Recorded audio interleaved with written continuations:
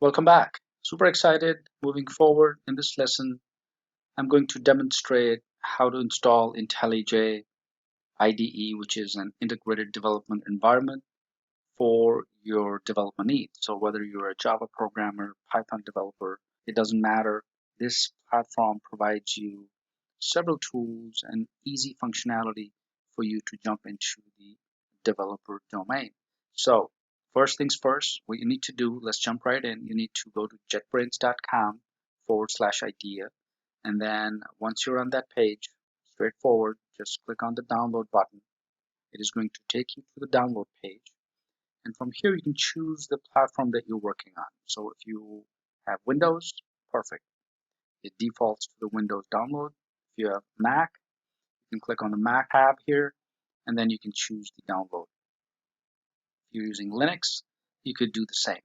You've also noticed that there are two versions. There's the Ultimate version for web development and enterprise development, and then there's the Community Edition for the JVM and Android development. Of course, the community is free and open source, whereas the Ultimate comes with a free 30-day trial. And on the left, it shows you the version of the IntelliJ IDEA. Scroll down, you'll notice the differences between the two editions. Pretty much the same, except certain differences that only comes with the Ultimate edition. For our purpose of this course, since you are a beginner developer, I'm going to be focusing on the IntelliJ IDEA. And this is pretty much exactly all you need for your developments. So let's click on the Windows because I'm using Windows here.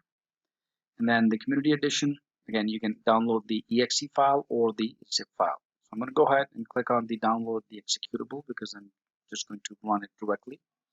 As soon as you click on it, it is going to open up the Windows Explorer for you.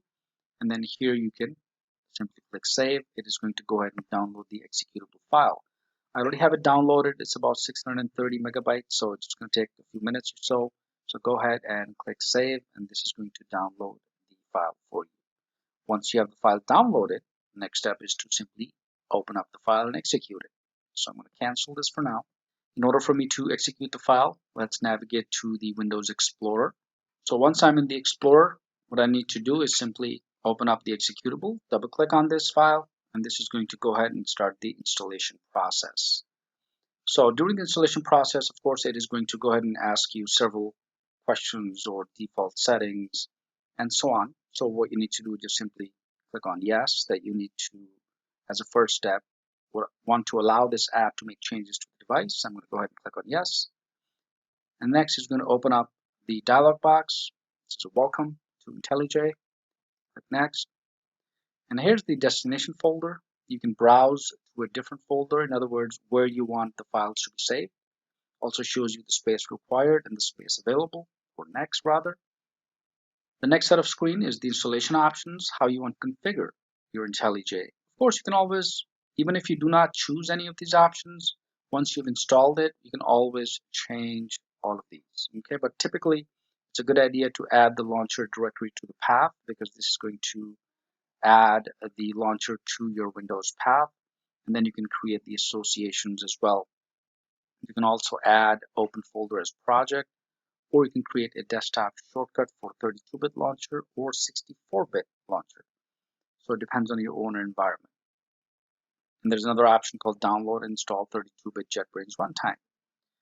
So you can leave this again as default. I'm going to go ahead and click on 64-bit launcher for the desktop shortcut so that it's easier for me to open up IntelliJ next time. And then the context menu, I can always add open folder as project, and then I can create the associations as well. So I'm going to leave these as default. Click next.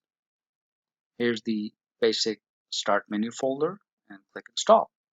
And this is going to go ahead and install IntelliJ Community Edition. It's going to take a few moments. Once the installation is complete, we can move forward. Perfect. So once the installation is complete, it asks you to reboot now, or you can manually do it later. So I'm going to choose to, of course, manually reboot later. Click finish. And this is going to go ahead and complete the final installation for your IntelliJ Community Edition setup. So once, of course, it's installed, you can, of course, reboot your computer, come back to it, and there will be a shortcut on the desktop. You can open up IntelliJ, or if you choose to, you can always do it later.